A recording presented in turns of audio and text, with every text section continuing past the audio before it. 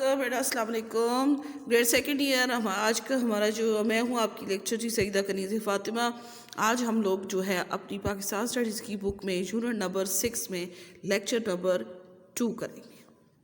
Lecture 2 میں آج ہمارا ٹاپک ہے جی پاکستان قدیم تہذیبوں کا گہوارہ. سب سے پہلے ہم لوگ یہ چیز دیکھتے ہیں کہ تہذیب ہوتا کیا ہے، کہ تہذیب سے مراد کیا ہوتی ہے. تو بچوں، تہذیب سے مراد انسانی زندگی کا گزر بسر کرنے کا طریقہ ہوتا ہے،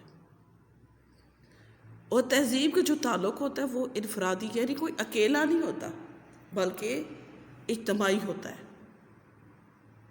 اسی طرح سے یہ ہماری زندگی کی ناقابل تقسیم اکائی ہے، اور ہم زندگی گزارتے ہوئے اپنی رسم و رواج اور روایات کے ساتھ رہتے ہیں.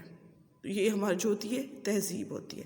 اگر ہم لوگ جو ہے نا اسلامی تہذیب کی بات کریں تو دنیا بھر کے مسلمانوں میں پائے جانے والے تمام تاریخی رسم و رواج، جو عام تاریخی رسم و رواج ہے، ان کو جو ظاہر کرتی ہے اس کو ہم لوگ اصطلاح میں اسلامی تہذیب کہتے ہیں.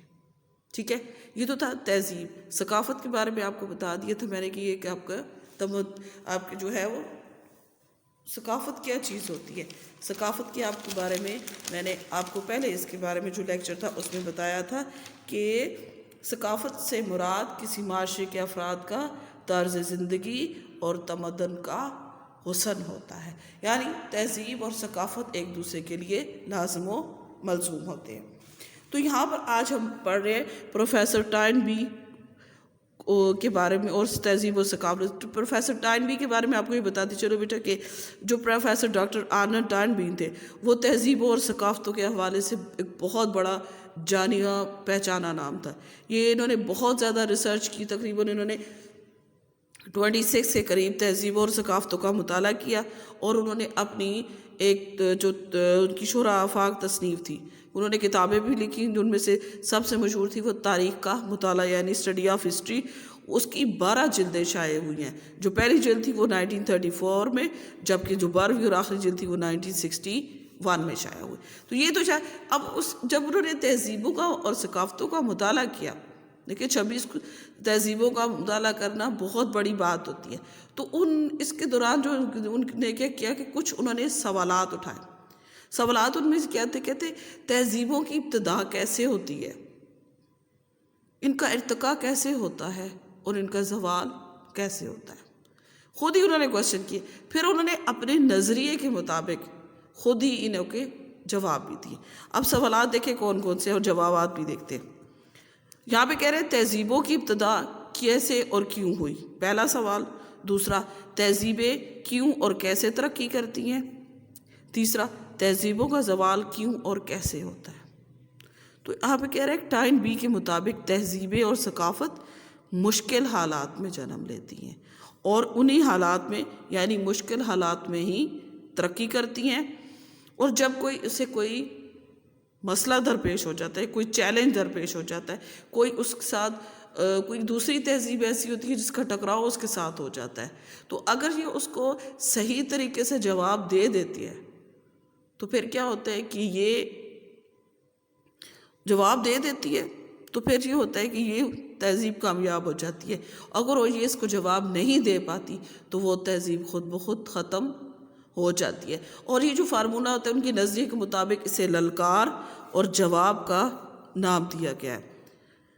ٹائن بی کے مطابق رہن سہن کی سادگی، سائنس اور فنی تعلیم تہذیب کی ترقی کے لیے لازمی عناصر ہوتے ہیں. ٹھیک ہو گیا.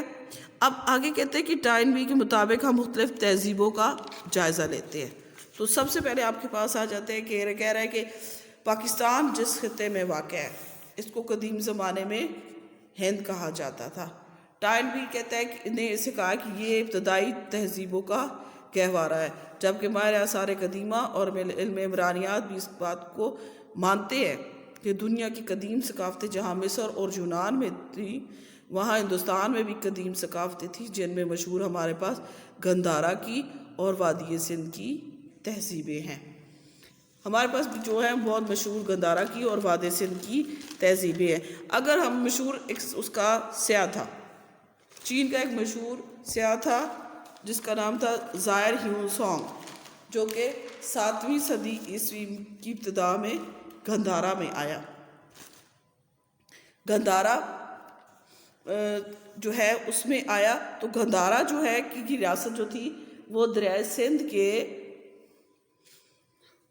کے مغربی علاقوں، وادی پشاور، سوات، بنیر اور باجوڑ کے علاقوں پر مشتمل. اور گندھارا کا کہتے ہیں ذکر سب سے پہلے ہندوؤں کی جو مذہبی کتاب تھی رگ وید میں کیا گیا تھا. گندھارا ایران کے ہنامنشی بادشاہ، جو ایران کا بادشاہ تھا ڈاریس، اس کی سلطنت کا ایک صوبہ تھا. 6 صدی قبل مسیح سے لے کر 1 صدی تک اس کا دارالخلافہ تھا جی پشکلاوتی، یعنی 4 سطح کا جو ہے جس کا موجودہ نام ہے اس کا پرانا نام تھا پشکلاوتی، جبکہ پشاور جو تھا وہ اس کا دارالخلافہ تھا، اور پشاور کا پرانا نام تھا جی کنیشکا پورا.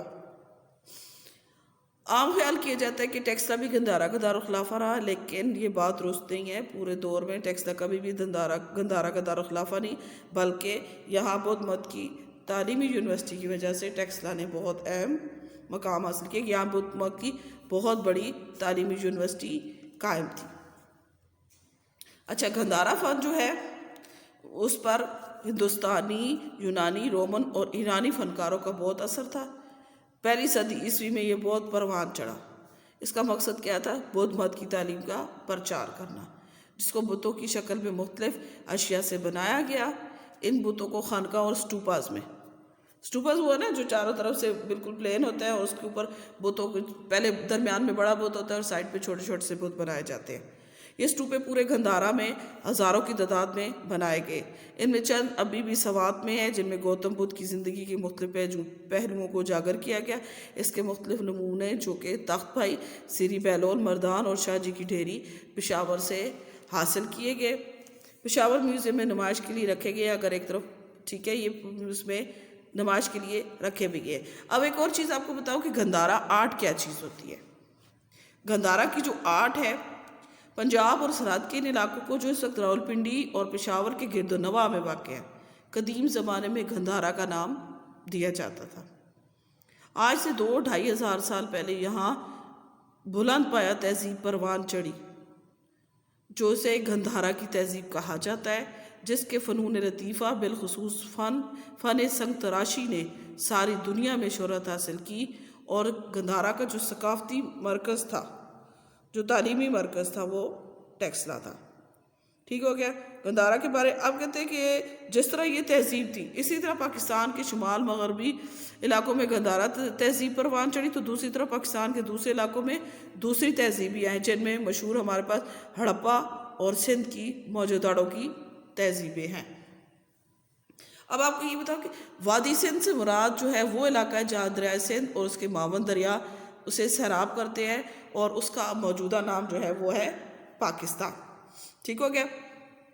تو سرزمین پاکستان کو بچے یہ فخر حاصل ہے کہ یہاں قدیم ترین انسانی تہذیب نے جنم لیا. اسے وادی سندھ کی تہذیب کہا جاتا ہے، اور یہ مصر اور عراق کی تہذیبوں کی ہم اثر تھی. آج سے 4-5 ہزار سال پہلے اپنے عروج پر تھی، کہ جو گندھارا کی اور اس کی موجوداڑوں کی جو تہذیبیں تھیں، وہ وادی سندھ کی تہذیب کے بارے میں کہہ رہے ہیں کہ آج سے 4-5 ہزار سال پہلے یہ جو تہذیبیں تھیں یہ اپنے عروج پر پہنچی ہوئی تھی. یعنی جس طرح مصر کی اور یونان کی تہذیبوں کی بات کرتے ہیں، اسی طرح سے ہمارے پاس یہ جو تھی مصر کی، عراق کی، یونان کی، اس طرح سے یہ ہمارے پاس جو تھی یہ گندھارا کی اور وادی سندھ کی تہذیبیں تھیں، کہ جو کہ بہت پرانی اور یہ اپنے ٹائم پہ پیک پہ پہنچی ہوئی تھی. یعنی یہ صحیح بلندیوں کو چھو رہی تھی. یہ ایسی تہذیبیں تھیں جنہوں نے بہت جو ہے وہ بہت بہترین ٹائم گزارا ہے اور اپنے عروج پر تھی. تو بچے آج ہم نے جو ہے نا اپنے لیکچر میں پڑھا تھا کہ کس طرح سے تہذیبیں جو ہیں جنم لیتی ہیں، کس طرح وہ ارتقاء ان کا ہوتا ہے، اور کس طرح زوال پذیر ہوتی ہے. اور اس کے بارے میں یہ بھی پڑھا کہ پاکستان میں کتنی تہذیبیں موجود ہیں. تو پاکستان میں میں نے آپ کو بتایا کہ 2 تہذیبیں، ایک گندھارا کی اور ایک وادی سندھ کی ہے. گندھارا کی تہذیب وہ ہے جو راولپنڈی اور پشاور کے جو گرد نواح میں جتنے بھی علاقے واقع ہیں ان پر مشتمل ہے. اور وادی سندھ کی جو تہذیب ہے وہ دریا سندھ جو ہے اس کے معاون دریا جسے سیراب کرتے ہیں. اور انسانی تہذیب جی جو اس میں سب سے آپ کو بتا رہے ہیں نا کہ جس میں ہڑپا جو ہے اور موہنجو دڑو ہے. موہنجو دڑو کے بارے میں یہ بھی کہا جاتا ہے کسے موہنجو دڑو ہوتا ہے نا مردوں کا شہر. ہڑپا کی اور موہنجو دڑو کی اگر آپ یہ دیکھتے ہیں ان کی تہذیبوں کو اگر دیکھیں تو موہنجو دڑو کے بارے میں تو اگر اس کو دیکھیں تو وہ بالکل ایسا لگتا ہے جیسے وہ لوگ بہت سیولائز تھے. ان کی جو طریقہ کار تھا جو اگر اس کو دیکھتے ہیں آپ پورا اس کو دیکھیں پورا کا پورا جو شہر ہے اس میں ہر چیز پری پلان تھی. یعنی کہ یہ تہذیبیں جو تھی اس وقت اپنے عروج پر پہنچی ہوئی تھی. بہت ہی یہ ڈیولپس تھے کہ انہوں نے اتنے بہترین طریقے سے ہر کام کو کیا ہوا تھا.